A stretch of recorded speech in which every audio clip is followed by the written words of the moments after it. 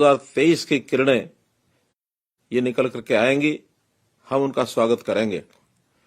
2022 का वर्ष एक प्रकार से ऐसा कह सकता हूं कि बहुत ही हमारा ये मिला जुला वर्ष रहा है और इस वर्ष के आज बीतने के बाद नव वर्ष खुशियां भरा ये वर्ष आए, ऐसी मैं कामना करता हूं और इस नव वर्ष की बहुत बहुत आपको बधाई देता हूं।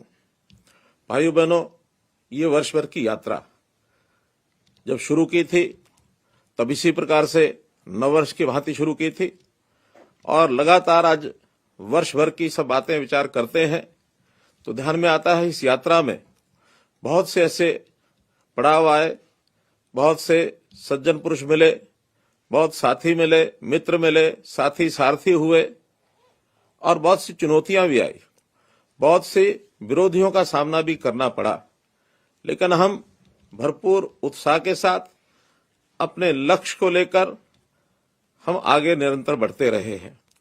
आज हमें संतोष है कि उन बाधाओं के बावजूद, विरोधियों से चुनौतियों मिलने के बावजूद हम सफलतापूर्वक यहां तक बढ़े हैं और आगे 2023 में वर्ष भर की यात्रा फिर से हमने शुरू की है।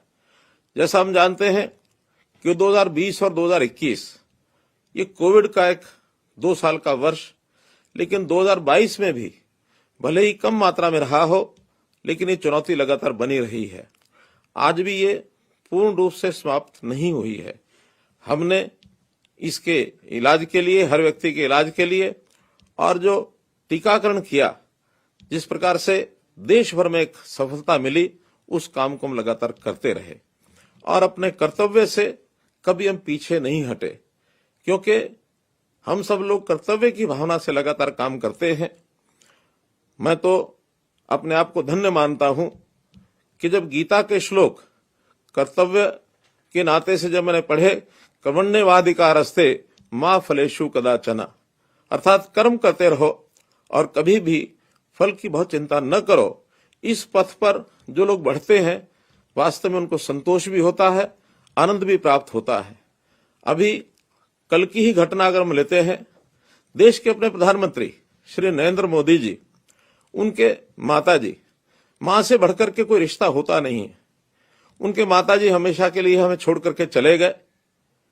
लगता था कि मोदी जी के जो दिन भर के कार्यक्रम होंगे अथवा आगे भी कुछ दिनों तक उनके कार्यक्रमों को स्थगित किया जाएगा, लेकिन कर्तव्य परायणता देखिए, वो कर्मयोगी किस प्रकार से माताजी के अंतिम संस्कार के ठीक 2 घंटे के बाद अपने निश्चित कार्यक्रमों में पहुंच गए।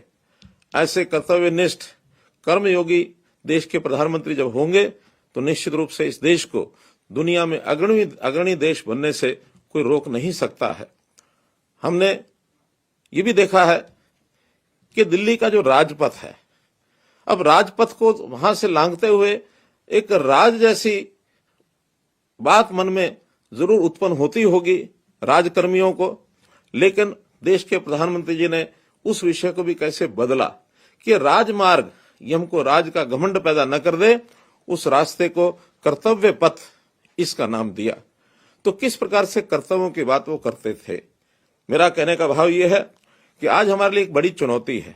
चुनौती ये है कि हर कोई अधिकारों की बात करता है, अधिकार मेरे ये होने चाहिए, वो होने चाहिए, लेकिन यानी कर्तव्य की बात, अपने कर्म करने की प्रेरणा, ये बहुत कम लोगों में जागती है। और इसका सीधा सा कारण मैं मानता हूं कि इन लोगों का जो टारगेट है, जो बहुत से लोग अधिकारों की ही बात करते हैं, केवल स्वार्थ की बात करते हैं, कर्तव्य की बात नहीं करते हैं, उनके सामने उनका लक्ष्य ओझल है। वो बहुत ही व्यक्तिनिष्ठ जीवन को जीना चाहते हैं, मैं, मेरा घर, मेरा परिवार।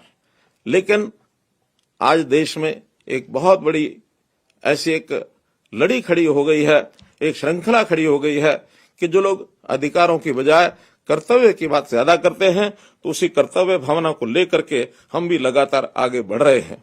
तो इसलिए मित्रों, मैं तो आज इस पिछले वर्ष की जो बाधाएं और चुनौतियां, उनकी जहां बात कर रहा हूं, वहां अगले वर्ष की भी बात मैं करूंगा। हमेशा जब कोई समय बीतता है तो उसके कुछ अनुभव भी होते हैं और उन अनुभवों के आधार के ऊपर आदमी कुछ सीख लेता है। उस सीख के आधार पर नए वर्ष का, नई यात्रा का अपना कार्यक्रम शुरू करता है। और जो उसकी चुनौतियां होती हैं, उन चुनौतियों को भी सामना करने के लिए और निश्चित रूप से वो आगे बढ़ने का एक क्रम उसका बनता है। हमारे लिए जो चुनौती है, वो चुनौती इस प्रदेश में, वैसे तो देशव्यापी भी ये है, लेकिन प्रदेश के अंदर हमको बहुत बड़ी चुनौती वो भ्रष्टाचार की एक सामना इसका करना पड़ा। ठीक हम जब 2014 में सत्ता में आए थे, उसी समय मन में विचार किया था कि जो भ्रष्टाचार है ये एक ऐसा रोग है, ऐसा ये कैंसर है कि जिसको समाप्त किए बिना हम समाज को स्वस्थ समाज ये करना शायद हमारे लिए बड़ा कठिन है। तो हमने उसके ऊपर काम करना शुरू किया और उसमें सबसे बड़ा जो एक लोक जागरण का कार्यक्रम था वो भी हमने शुरू किया। हमने अपने अधिकारी, कर्मचारी, अपने नेता, इन सबके मन में भी एक बात डाली कि आखिर हमको सेवा भाव से काम करना चाहिए, हमको सेवक बन करके और हमें जनता को अपना परिवार मान करके ये काम करना है। हरियाणा एक, हरियाणवी एक, इस भाव को लेकर के हमको आगे बढ़ना है, उसी को लेकर के और हम आगे बढ़ते रहे हैं। हमारे सामने चुनौती थी कि किस प्रकार से गरीब परिवारों का, उनका जीवन ये सुखी कैसे किया जाए। टारगेट रखा कि 1 लाख गरीब परिवार, इनका परिवारों का जो अंत्योदय उत्थान का कार्यक्रम ये करें। हमें उसमें सफलता मिली है, हम आगे बढ़ रहे हैं और धीरे धीरे व्यवस्था परिवर्तन के काम ये भी हमने उसके अंदर और आगे बढ़ाया है। उस व्यवस्था परिवर्तन से भी हम लोग इस भ्रष्टाचार की इस एक प्रकार से इस बीमारी से छुटकारा पाने के लिए हमको सफलता मिली है। हम लोग लगातार सरकार के जो काम है उसको करने के लिए हम आगे कर रहे हैं और सरकार के काम करते करते, चाहे विकास के काम हैं, विकास के काम में ढेरों हमारी जो उपलब्धियां हैं, इंफ्रास्ट्रक्चर उपलब्धियां हैं, चाहे वो हमारे जो विद्यालय हैं, चाहे विश्वविद्यालय हैं, चाहे शिक्षा के भवन हैं, चाहे हमने अस्पताल खोले हैं, अथवा रेलवे के केंद्र सरकार की सहायता से रेलवे के बड़े बड़े प्रोजेक्ट लिए हैं, नेशनल हाईवे के प्रोजेक्ट्स लिए हैं, मेडिकल कॉलेज जगह जगह खोले हैं। तो ये जितना भी इंफ्रास्ट्रक्चर है इसको हमने लगातार बढ़ाया है। और केवल इतना मात्र ही नहीं, तो हमने इसके साथ साथ लोगों की जो सेवाएं हैं उन सेवाओं के लिए भी काम किया है। शिक्षा है एक बहुत बड़ा एक ये चुनौती हमारे लिए थी कि इस सेवाओं के काम में यानी कैसे हम आगे बढ़ें, बालकों की शिक्षा का स्तर ये कैसे आगे बढ़े। आपको ध्यान में होगा कि हरियाणा पहला प्रदेश है जिसने लगभग 7 लाख टेबलेट्स, यानी बच्चे को आईटी का उपयोग करके किस प्रकार वो अपनी पढ़ाई आगे कर सकता है, 7 लाख टेबलेट्स हमने बांटे हैं। इतना बड़ा कार्य शायद किसी और प्रदेश में कभी हुआ नहीं, किसी दुनिया के देश में भी नहीं हुआ है। अब उसके आधार के ऊपर हमारा 10वीं का, 11वीं, 12वीं का जो बच्चा है वो, यानी जैसे कोविड के अंदर एक कठिनाइयां पैदा हुई थी कि विद्यालय में जा भी नहीं सकते थे, लेकिन जैसे एक अंग्रेजी में कहावत है, ब्लेसिंग इन डिस्गाइज, एक प्रकार से हमारी उस चुनौती में से निकला हुआ एक अच्छा रास्ता कि हमने आईटी के माध्यम से पढ़ाई अपनी शुरू की, ऑनलाइन कक्षाएं लगी और टेबलेट के माध्यम से आज बच्चा घर बैठे भी अपनी अच्छी पढ़ाई कर सकता है। हमने विद्यालयों का स्तर ऊंचा करने के लिए नई संस्कृति मॉडल स्कूल की जो योजना बनाई, उसमें भी 500 स्कूल हमारे चल रहे हैं। हमने बच्चों के मासिक टेस्ट ये शुरू किए हैं ताकि हमारे बच्चों की जो शिक्षा का स्तर है वो किस प्रकार आगे बढ़े। और आज मुझे संतोष है कि शिक्षा के अंदर हम देश के बाकी राज्यों की तुलना में काफी आगे बढ़े हैं। इसी प्रकार स्वास्थ्य है। स्वास्थ्य हर व्यक्ति का, यानी पहली बात तो बीमार न हो उसके लिए भी तरह तरह के हमने आयुष के नए नए जो प्रावधान किए हैं। हमने आयुर्वेद के बड़े बड़े जो संस्थान खोले हैं ताकि व्यक्ति बीमार भी न हो। उसका खान पान, रहन सहन, शारीरिक व्यायाम कैसे अच्छा हो। गांव में पार्क और व्यायामशालाएं ये बनाई हैं, वेलनेस सेंटर्स ये हमने खोले हैं और इस आयुर्वेद पद्धति को आगे बढ़ाने के लिए तरह तरह के कोर्सेज भी शुरू किए हैं। लेकिन यदि बीमार होता है व्यक्ति तो उसका इलाज भी ठीक से होना चाहिए। अस्पतालों की वृद्धि की, हर जिला केंद्र पर 200 बेड का अस्पताल ये हमने खोलने की योजना बनाई है। हर जिले में मेडिकल कॉलेज खुलना चाहिए। इसका लगभग सब जिलों के अंदर शिलान्यास अथवा निर्माण कार्य ये शुरू हो गए हैं। आने वाले 3 या 4 वर्ष के अंदर सब जिलों में मेडिकल कॉलेज सुचारू रूप से ये चल पड़ेंगे। लेकिन गरीब व्यक्ति, इसकी भी बहुत बड़ी एक चिंता देश के प्रधानमंत्री जी को भी रही है। उन्होंने आयुष्मान भारत की योजना करोड़ों लोगों के लिए क्योंकि इलाज बहुत महंगे हो गए हैं और अपने नियर एंड डियर को, अगर अपने प्यारे को, मित्र को, परिवार को, यानी परिवार के सदस्यों को इलाज के लिए वो लेकर के जाता है तो उसकी मजबूरी होती है कि ज्यादा पैसा वो खर्च नहीं कर सकता। ऐसे हर गरीब परिवार के लिए 5 लाख रुपए का बीमा ये प्रधानमंत्री जी ने आयुष्मान भारत के माध्यम से चलाया। हमें लगा कि प्रदेश में मात्र 15 लाख लोग ही इसमें परिवार इसमें कवर होते हैं, लेकिन जब गरीब की पहचान की गई तो ये संख्या कहीं ज्यादा है।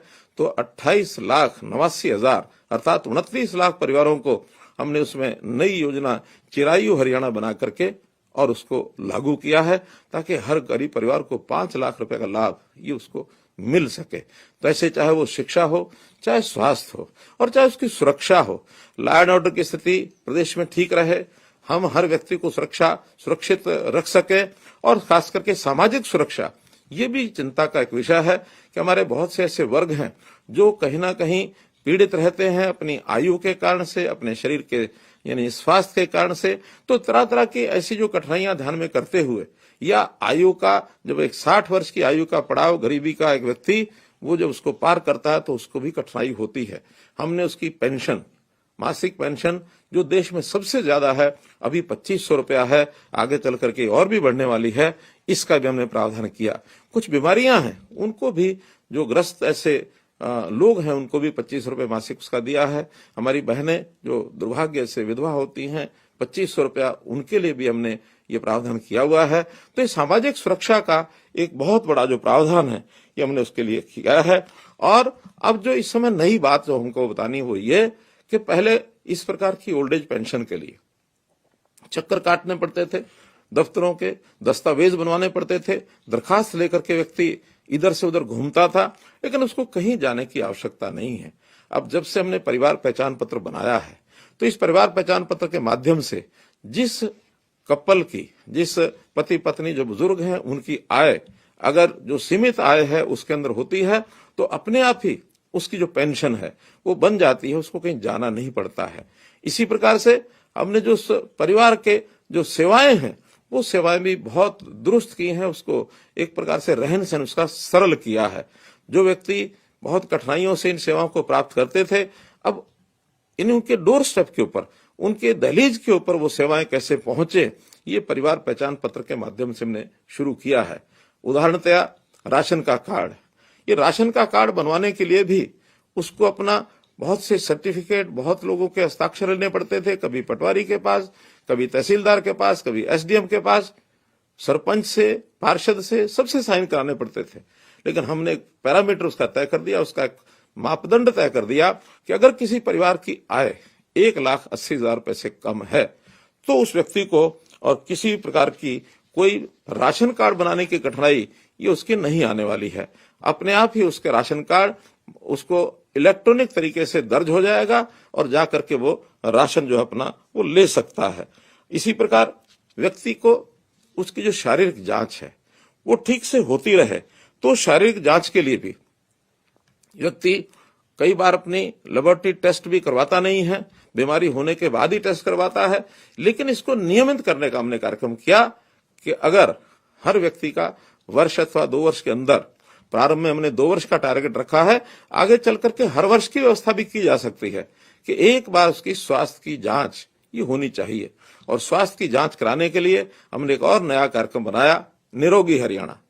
हरियाणा का हर व्यक्ति निरोगी रहे, बीमार भी न हो। पहचान होने पर छोटी बड़ी अगर कोई उसके अंदर व्याधि है, कोई उसके टेस्ट में कोई कमी पाई जाती है तो उसका इलाज ये तुरंत होना चाहिए।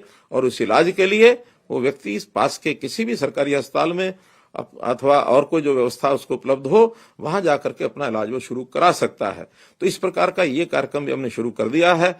लंबा कार्यक्रम है, इसलिए इसकी व्यवस्थाएं बढ़ा करके अगले वर्ष भर में हम 1.25 करोड़ लोगों का और 1,25,00,000 लोगों का ये स्वास्थ्य परीक्षण ये पूरा कर देंगे। इलेक्ट्रॉनिक डाटा ये उसके पास हमेशा डॉक्टर को उपलब्ध रहेगा। कोई भी डाटा डॉक्टर जो है उसका ये डाटा अपने कंप्यूटर पर देख सकता है कि इस व्यक्ति की हिस्ट्री क्या है। तो ये एक नया कार्यक्रम हमने किया है। जहां तक लोगों को रोजगार दिलाने की बात है, अर्थात अपने पैरों पर वो कैसे खड़े हों, इसके लिए भी हमने भरपूर प्रयत्न किए हैं। गरीबों के लिए जो एक नई व्यवस्था हमने दी थी कि स्वावलंबन के नाते उनको कोई अपना व्यवसाय करने की कोई सुविधा चाहिए, साधन चाहिए, सरकारी योजना का लाभ चाहिए, बैंक से लोन चाहिए, इसके लिए कैंप्स लगाए और ऐसे 500 से ऊपर कैंप्स हमारे लगे, जिसके अंदर लगभग 30,000 लोग इस समय तक उस सुविधा का लाभ लेकर के बैंक से लोन अथवा सरकारी सहायता प्राप्त कर चुके हैं। इस कार्यक्रम को हम आगे भी लगातार चालू रखेंगे ताकि हमारा जो पहला टारगेट 1 लाख परिवारों को हम इस 1,80,000 से भी ऊपर उनकी आय हो जाए, इसके लिए भी हम लगातार प्रयत्न कर रहे हैं। एक प्रथा ठेकेदारी प्रथा, ऐसे जो सरकारी नौकरियों में ठेकेदार, जो ऐसे गरीब हमारे जो लोग जिनको बहुत कम मासिक आय के ऊपर वो यानी सैलरी के ऊपर नौकरी दिलवाते थे, उसमें उनका शोषण होता था। इसकी बहुत बड़ी शिकायत मिली और उसके अंदर हमने हरियाणा कौशल रोजगार निगम HKRN ये नई व्यवस्था दी और ऐसे सब जो ठेकों के ऊपर कर्मचारी थे उनको सबको उसके अंदर शामिल करके और हम लोग उसमें लेकर के आए हैं। अर्थात उनको अब किसी प्रकार का शोषण उनका न हो, जो पैसा उनको मिलता है सीधा उनके बैंक के खाते में जाए और उनका PF प्रोविडेंट फंड ये भी कटे ताकि आगे चल करके उसका उपयोग वो लोग कर सकते हैं। ये सब हमने उसके अंदर किया है। हम लोग इस सारी चीजों के साथ साथ आगे बढ़ने के कार्यक्रम में बहुत से ऐसे जो नए काम हमने किए हैं, जिसको अगर मैं गिनाना चाहता हूं तो पूरे प्रदेश में जैसे 24 घंटे बिजली, कोई समय था ये सोच भी नहीं आती थी गांव के अंदर लोगों को कि 24 घंटे बिजली मिलेगी, लेकिन आज लगभग 85% से ज्यादा गांवों में हम 24 घंटे बिजली दे चुके हैं। ये पिछले साल का हमारा एक डाटा है। आज तो स्थिति ये भी हो गई है कि अगर कोई बेटी किसी की दूसरे गांव में शादी की बात जब चलती है तो वो बेटी पूछने लगती है कि पिताजी जिस गांव में मेरी शादी कर रहे हो वहां बिजली कितने घंटे आती है। ये बहुत खुशी की बात है, आनंद का विषय है कि अब परिवार मजबूरी में भी जो कठिनाइयां, जो कमियां उस गांव की हैं, उनको दूर करने के लिए और विभाग के साथ तालमेल करके 24 घंटे बिजली और वहां दिलवाते हैं, लेकर के जाते हैं। हमने गांव-गांव का सड़कों का जाल ये पहले से बिछा रखा है और इसमें कोई गांव आज ऐसा नहीं है जहां वो सड़क नहीं है। हमने लगातार यानी एक प्रयत्न हमारा रहा है कि जो छोटी सरकारें हैं, गांव की सह सरकार है, पंचायत समिति है, पंचायत है अथवा जिला परिषद है, छोटे नगरों में नगर पालिकाएं हैं, नगर परिषदें हैं, नगर निगम हैं, इनको स्वायत्त कैसे किया जाए और स्वायत्त करने के लिए इनकी शक्तियां कैसे बढ़ाई जाए, लगातार इस ओर हमारा ध्यान है। इनके जितने भी पैसे हैं, जो राशि है, चाहे वो केंद्र का सेंट्रल फाइनेंस कमीशन की तरफ से अथवा प्रदेश का स्टेट फाइनेंस कमीशन की तरफ से, जो पैसा पूरा उनको कभी मिलता नहीं था, अब हमने नियमित तौर पर उनको देना शुरू किया है। वहां के कर्मचारियों को पूरा यानी साल उनकी जो तनख्वाह है, उनकी जो आय यानी इनकम है, वो लगातार उनकी बनी रहे। कोई कर्मचारी ऐसा गांव का नहीं कह सकता कि जिसकी समय के ऊपर और उसकी सैलरी तनख्वाह उसको नहीं मिलती है, सबको समय पर मिलती है। विकास के कामों के अधिकार भी, जो पैसा उन सरकारी जो हमारी सरकारें हैं, छोटी सरकारें, उनका अपना जितना भी पैसा है या अथवा ग्रांट उनको मिलती है, उस पैसे को खर्चने का अधिकार केवल उनको अपने को मिल गया है। इतना ही है उसमें कि हर चीज पारदर्शी तरीके से होनी चाहिए, गांव के लोगों की जानकारी में होनी चाहिए और इलेक्ट्रॉनिक तरीके से जिस प्रकार से काम का आवंटन आज अब हरियाणा इंजीनियरिंग वर्क्स पोर्टल पर किया जाता है, सब लोगों को उसको अवसर मिलता है, कोई भी काम करने के लिए आ जाए और काम करके अच्छी गुणवत्ता का काम, कम पैसे का काम, बिना भ्रष्टाचार के किया हुआ काम और कम समय में काम, ये सब बातें लागू करने के लिए और इस इंजीनियरिंग वर्क्स पोर्टल का हम जो उपयोग कर रहे हैं, इससे बहुत बड़ा लाभ एक उन पंचायतों को भी होता है, कम पैसे में अधिक काम हो सके, इस प्रकार का हम काम करते हैं। हमने पर्यावरण के नाते, पर्यावरण की सुरक्षा आज बहुत जरूरी है। कुछ चीजें ऐसी हैं जो आज के समय के लिए नहीं, हम आगे आने वाली पीढ़ियों के लिए भी ध्यान रखें कि जो पीढ़ियां आगे आएंगी उनको भी लगे कि हमारे पूर्वजों ने हमारे लिए कुछ अच्छा किया है। हमारे तालाब बहुत अच्छे होते थे, स्वच्छ पानी के होते थे, लेकिन आज वो ओवरफ्लो हो गए हैं, प्रदूषित हो गए हैं और उन गांव के अंदर उन पानी का जो उपयोग होता था वो उपयोग होना भी बंद हो गया है। हरियाणा में एक तालाब अथॉरिटी हमने बनाई और 18,000 तालाब उनको दिए हैं। अभी अगले वर्ष के अंदर लगभग 3,500 तालाब जो हैं, इनके ऊपर कुछ काम शुरू हो चुके हैं, कुछ काम पूरे भी हो गए हैं, कुछ आगे मार्च तक शुरू होने वाले हैं। तो इतनी बड़ी जो बहुत बड़े बड़े तालाब हैं उनका काम शीघ्र शुरू हो जाएगा। बाद में छोटे तालाब की बारी लेकर के लंबा काम है, बहुत बड़े पैसे के खर्च का काम है, लेकिन हमारा संकल्प है कि इन सब तालाबों को हम ठीक करेंगे। पर्यावरण जो है वो सुरक्षित रहना चाहिए। पर्यावरण में आज हमारे यहाँ जो एयर क्वालिटी इंडेक्स है, जो वायुमंडल के अंदर जिस प्रकार का प्रदूषण है, उस प्रदूषण को समाप्त करने के लिए हम नई नई योजनाएं बना रहे हैं। गाड़ियां जो धुआं छोड़ती हैं, धुआं छोड़ने वाली गाड़ी अर्थात 10 साल की जो डीजल की गाड़ी, 10 साल की पेट्रोल की गाड़ी, 15 साल की डीजल की गाड़ी एनसीआर एरिया में तो उसको चलाना बंद कर दिया है। बाहर भी यदि चलाएंगे तो उसके लिए भी कुछ हमने मापदंड रखे हैं, ताकि उस गाड़ी को छोड़कर आदमी जो है नई गाड़ी, नए समय की गाड़ी उसका चलाए। और सीएनजी पीएनजी की उपलब्धता करा करके गैस आधारित ये गाड़ियां चलनी चाहिए। पुरानी गाड़ियों को भी पूरा पैसा उसका जो कबाड़ का भी मिलेगा, उसका भी उपयोग हम जो है बड़ी बड़ी फैक्ट्रियां लगा करके उसकी रीमेटलिंग उसको करके रीयूज करने के नाते और स्क्रैप की उसकी जो व्यवस्था हमने की है, वो भी एक ऐसा पग है जिसके कारण से और प्रदूषण जो है वो कम होगा। पेड़ लगाने का अभियान भी हमने चलाया है। अभी लगभग 71 लाख पेड़ पिछले इस वर्ष में 2022 के अंदर लगाए गए हैं और इसको और घने जंगलों में परिवर्तन करने के लिए और हम लोग जो है आगे काम कर रहे हैं। ऐसा चाहे पानी की व्यवस्था हो, हमने पर्यावरण के बाद पानी के नाते से यानी पानी का प्रबंधन, पानी हमारे पास कम है, ये बात एकदम सत्य बात को बार बार कहने का भी उसका कोई अर्थ इसलिए नहीं है कि पानी की उपलब्धता जितनी है हमको उसका प्रबंधन अच्छा करना पड़ेगा। एसवाइल का पानी हमको मिलना चाहिए, लेकिन जिन कारणों से वो फंसा है वो आपको हमको सबको विदित है। अतिरिक्त पानी और कहीं हमें अभी जल्दी मिलने वाला नहीं है, तो पानी का प्रबंधन ठीक हो। मेरा पानी मेरी विरासत, इस प्रयोग के माध्यम से धान की जो उपज ये कम करके और अन्य फसलें उगाई जाए जिसके अंदर पानी की खपत कम होती है।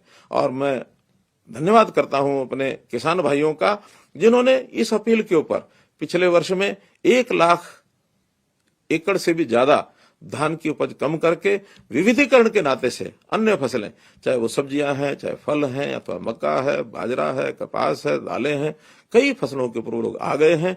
तो ये भी एक अपने आप में बड़ा प्रयोग मैंने किया है।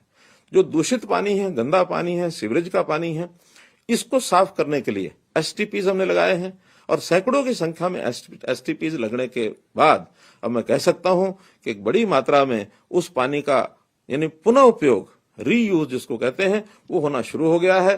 चाहे वो खेतों में शुरू होता है, पार्कों में लगता है, साफ सफाई के काम में आता है। तो ऐसा इरिगेशन का एक अन्य प्रयोग भी हमने किया है कि खुली सिंचाई, इसमें पानी की बहुत खपत होती है। तो इसको पानी को बचाने के लिए मिकाडा के माध्यम से और जो हमारी सिंचाई है जिसको माइक्रो इरिगेशन कहते हैं, इस माइक्रो इरिगेशन के माध्यम से ड्रिप सिस्टम, फुहारा सिस्टम, इससे भी खेती का जो प्रचलन शुरू हुआ है, इसमें सरकार की ओर से सब्सिडी दी जाती है। बड़ी मात्रा में किसान इसकी ओर आकर्षित हो रहे हैं। तो पानी की बचत, पानी साफ करके उसका दोबारा उपयोग करना, पानी का प्रबंधन, ये सब चीजें हम लेकर के आ रहे हैं ताकि हर खेत को पानी हम दे सके सिंचाई, और हर परिवार में उसकी जितनी आवश्यकता है पानी की पीने के अथवा अन्य उपयोग के लिए, वो सब हम पहुंचा सकें। इसलिए पानी का भी हम व्यवस्था इस नाते से कर रहे हैं। हमने देखा समाज के अंदर समरसता लाना, ये बहुत आवश्यकता है। आखिर समाज हमारा एक बड़ा समाज है, वृत्त समाज है। भले वो अलग अलग वर्गों में बटा होगा, अलग अलग इलाकों में, अलग अलग जातियों में, अलग अलग पंथों में, लेकिन फिर भी हमारी एकता बनी रहनी चाहिए। तो उसके लिए जितने भी संत महापुरुष हैं, संतों का, महापुरुषों का विचार ये कभी भी समाज को बांटने का नहीं रहा। कोई भी संत होता है वो एक समाज का नहीं होता, सबका होता है। हमने विचार किया कि संतों की, जो महापुरुषों के विचारों के प्रचार के लिए उनकी जयंतियां ये सरकारी तौर पर मनाई जाए। चाहे गुरु रविदास जी हैं, महर्षि वाल्मीकि जी हैं, बाबा साहब अम्बेडकर हैं, भगत कबीर जी हैं, बाबा गुरु नानक देव जी हैं, गुरु गोविंद सिंह जी हैं। अभी पिछले दिनों में गुरु तेग बहादुर जी का भी हमने एक कार्यक्रम किया, महर्षि कश्यप जी का किया, हमने शूर सेनी जी का किया। ऐसे कई महापुरुषों के सरकारी तौर पर जो कार्यक्रम किए गए हैं, हेतु एक ही है कि इन महापुरुषों के जो अनुयायी हैं वो भी उसी रास्ते पर चलें जो रास्ता हमारे महापुरुषों ने दिखाया है, और वो एकता का, सद्भावना का, सदाचार का, शुद्ध जीवन का, ये सब विचार हमारे महापुरुषों ने दिखाए हैं, जिसके कारण से हम उनको एक साथ एक जगह पर लेकर के चल रहे हैं। हम लोग आर्थिक दृष्टि से भी, जैसा सामाजिक दृष्टि से मैंने कहा, आर्थिक दृष्टि से भी भिन्नता ज्यादा न हो। बहुत गरीब परिवार और बहुत अमीर परिवार, आखिर ये खाई जो बढ़ती जा रही है, इसको कैसे कम करना। इसको कम करने का तरीका एक ही है कि जो समाज का अंतिम व्यक्ति है, उस व्यक्ति की आय को कैसे बढ़ाया जाए, उसकी चिंता कैसे की जाए।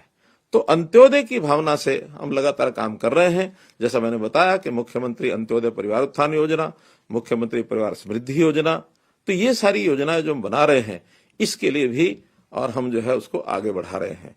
अब एक बात इसमें विचार करने की है कि जो गरीब आदमी है, वो कई बार मुख्य धारा में आने में उसको बहुत समय लगता है, तो उसकी सहायता करनी पड़ती है।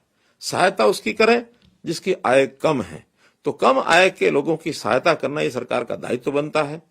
और जो मध्यम आय के लोग हैं, जो अपने पैरों पर अपने आप चला सकते हैं, उनसे न कुछ देना होता न लेना होता है। जो गरीब परिवार है, सरकार का दायित्व उनको कुछ दिया जाए। मध्यम परिवार के जो लोग हैं, उनसे न दिया जाए न लिया जाए। और जो उच्च कोटि के, ऐसे उच्च आय वर्ग के लोग होते हैं, उनसे सरकार की योजना होती है कुछ लिया जाए। तो किसी से लेना है, किसी को देना है, कुल मिलाकर ये लेने देने का जो हिसाब है, इसको बराबर रखना होता है। आपको मालूम है कि वर्ष में सरकार के पास एक समय आता है जब कुछ लोगों से लिया है, कुछ लोगों को दिया है, और कुछ विकास के कामों में पैसा लगा है। ये सब मिलाकर और हम लोग उसका एक बजट बनाते हैं, हिसाब किताब बनाते हैं। संयोग से मैं चूंकि वित्त मंत्री भी हूं, तो वित्त मंत्री होने के नाते से ये बजट बनाने का काम 3 वर्ष पहले भी मैंने किया है। इस वर्ष भी मेरी ओर ये दायित्व आया है। अब जनवरी महीने के बाद ये जो बजट बनाने का काम शुरू हो जाएगा, तो उस बजट का आदर्श बजट यही है कि जितना हमारे पास आ रहा है उतना खर्च किया जाए। लेकिन हम देखते हैं कि खर्च ज्यादा होता है विकास के कार्यों में अथवा सेवाओं के अंदर। जब खर्च ज्यादा होता है, आय कम होती है, तो उस समय कुछ कर्ज भी लेना होता है। अब समस्या आती है, कठिनाई आती है विपक्ष की ओर से। विपक्ष जब कभी किसी को लेना होता है तो तब कहते हैं नहीं, इसे नहीं लेना चाहिए, और किसी को देना होता है तो कहते हैं कम दिया जा रहा है और दिया जाए। तो ज्यादा दिया जाए, कम लिया जाए तो कर्ज बढ़ेगा, और जब कर्ज लिया जाए तो विपक्ष चिल्लाता है कि नहीं, कर्ज बहुत बढ़ गया है, कर्ज बहुत बढ़ गया है। तो मित्रों, भाइयों बहनों, दोनों चीजें तो नहीं चल सकती। या तो इसका संतुलन बैठाना पड़ेगा, जिनको देना है तो आएगा कहां से, ये भी विपक्ष को विचार करना चाहिए, सबको विचार करना चाहिए।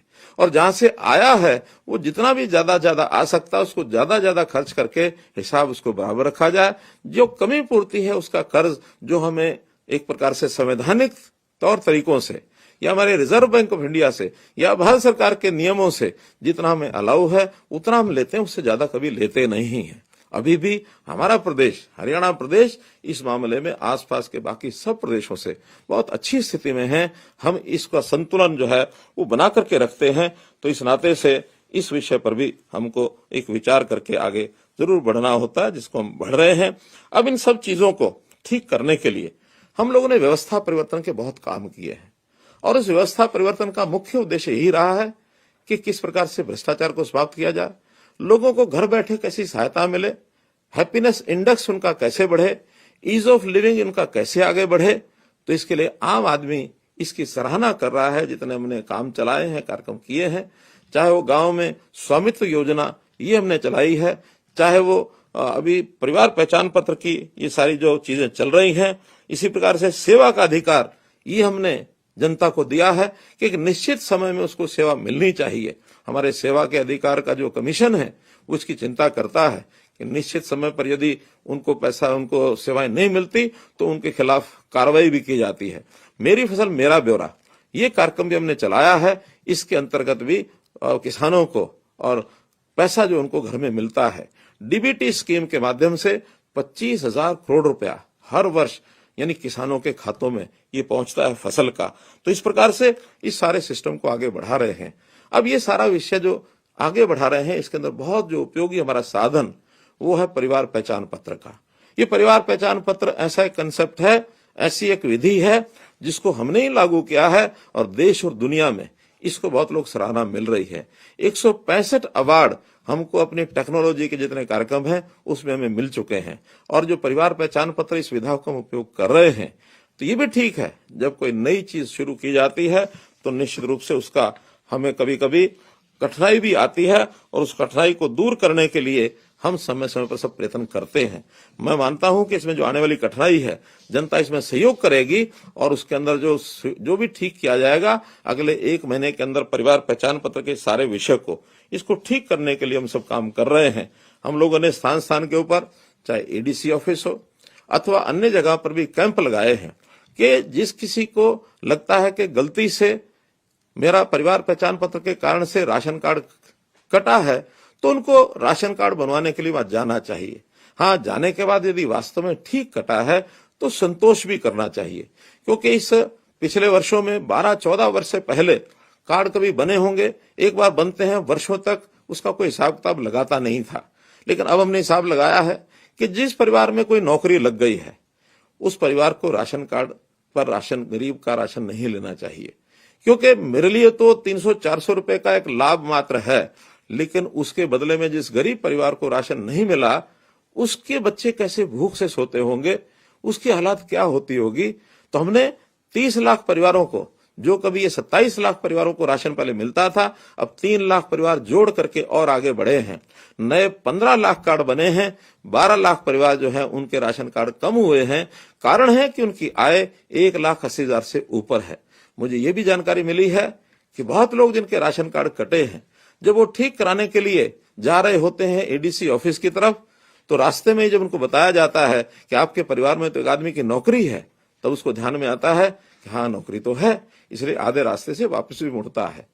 तो जिनकी कठिनाई जेन्युइन कठिनाई है, वास्तव में उनको अगर लगता है कि वो 81 से उनकी आय ऊपर नहीं है, नीचे है, एडीसी ऑफिस में अथवा अपने जो भी साझा सेवा केंद्र, अटल सेवा केंद्र हैं, वहां पर उनके पास सिस्टम है, हमको बताएंगे कि हमारा राशन कार्ड क्यों कटा है। गलत कटा है तो एडीसी ऑफिस में जाने के बाद अगले 1 महीने के अंदर सबके राशन कार्ड बनवा दिए जाएंगे जिनके गलत कटे हैं। हाँ, एक आश्वासन और देता हूं, बल्कि एक सरकार के अधिकारियों पर भी हम जुर्माना लगाएंगे कि अगर किसी का कार्ड गलत कट गया है, उसकी आय 80 से नीचे है और कार्ड कटा है, तो जनवरी के महीने में ही आखिरी जनवरी तक उसको डबल राशन दिया जाएगा। अगर वो 20 किलो का हकदार है तो इस जनवरी के महीने में उसको 40 किलो राशन देने की और हम निर्देश उनको देंगे। और उसका भी जो खामियाजा है, जिन्होंने गलती की है, उनके ऊपर खामियाजा डाला जाएगा। तो इसलिए हम सब अपने अपने कार्ड को चेक कराने के लिए और अपना जो परिवार पहचान पत्र का आईडी या तो अटल सेवा केंद्र पर अथवा अपना जो एडीसी ऑफिस है वहां पर किसी को भेज करके और इसका हम दोबारा से राशन कार्ड बनाने का काम कर सकते हैं। क्योंकि स्वाभाविक है, जब 30 लाख कार्डों का उथल पुथल हुआ है, अगर 1% भी उसके अंदर गलतियां हुई हो तो 30,000 परिवारों की गलतियां हो सकती हैं, जो कि जिले में 1000 लोगों से भी ऊपर बैठता है। मुझे लगता है कि अगर इतनी संख्या में अगर हुआ भी होगा तो हम इसको बहुत जल्दी इसको ठीक करेंगे और जनवरी के इस महीने में इस सारे कार्यक्रम को हम ठीक करके आगे बढ़ाएंगे। मित्रों, इस सारी बात को केवल कहने का एक ही अर्थ है कि हम लोग प्रदेश की उन्नति के साथ साथ अपनी सोच भी ध्यान रखें कि अगर मेरी आवश्यकता है तो सरकार सहायता करेगी, और यदि मुझे लगता है कि मैं अपने काम को अपने आप चला सकता हूं तो निश्चित रूप से मुझे उस प्रकार से अपने आप को काम करने के लिए आगे बढ़ाना होगा। हम लोग लगातार इन चीजों पर ध्यान बनाए हैं कि जो भी कोई कठिनाई हमको ध्यान में आती है या जो भी कोई सुझाव आपसे हमको मिलेगा, उस सुझाव का हम ध्यान करके आगे बढ़ेंगे। हाँ, विपक्ष हमारे ऊपर जो कटाक्ष बार बार करता है उससे भी मैं सचेत करना चाहूंगा कि हमेशा ही विपक्ष कहते हैं कि नई व्यवस्थाएं ये खराब हैं, गलत हैं। आपको लगता है कि व्यवस्थाएं ठीक है तो उसका जवाब आपको देना चाहिए। बहुत लोगों के घर बैठे नौकरी लगी है, बहुत लोगों को कहीं किसी दफ्तर में जाना नहीं पड़ा है, और आगे भी हम इन चीजों को बढ़ाने वाले हैं। इनका कहना है कि हम परिवार पहचान पत्र को खत्म कर देंगे, इनका कहना है कि हम आएंगे तो मेरिट को खत्म कर देंगे। तो ये सारी व्यवस्थाओं को खत्म करने से कितना दूभर व्यवस्था हो जाएगी, क्योंकि इनके साथ जो लोग लगे हैं उनके जो स्वार्थ पहले पूरे होते थे, अब स्वाभाविक है इन व्यवस्थाओं से उनको आगे बढ़ने के लिए, अपना स्वार्थ पूरा करने के लिए कोई स्थान बचा नहीं है। जब ये नहीं बचा है तो स्वाभाविक उनकी जो तकलीफ है उनको होगी ही। तो मैं इन सब विषयों को लेकर के आपसे यही निवेदन करता हूं कि पिछले वर्ष में 2022 में जो उपलब्धियां हमारी हैं उसके ऊपर आप लोग जरूर विचार करें। सुझाव आपकी ओर से आएंगे, हम उसका जरूर आप मेरे पास किसी भी तरीके से भेजेंगे और अच्छे सुझाव जो होंगे उसका पालन करेंगे, उसको आगे बढ़ाएंगे और इन उपलब्धियों के आधार पर, इन अनुभवों के आधार पर अगला 2023 का वर्ष, ये 2023 का वर्ष और कैसे सुखी हो, इसकी भी हम जरूर चिंता करेंगे। अब 2023 के वर्ष में बहुत से हमको ये काम करने हैं और उन कामों के अंदर जैसे भर्तियां हैं, ग्रुप बी और ग्रुप सी और डी की भर्तियां, ये सीट यानी सीईटी के माध्यम से, कॉमन एलिजिबिलिटी टेस्ट के माध्यम से हम करेंगे। हमें किसी की भी स्वार्थ पूरे करने की आवश्यकता नहीं है। हम इन सेवाओं को कैसे आपके घर पर पहुंचाए इसका करेंगे।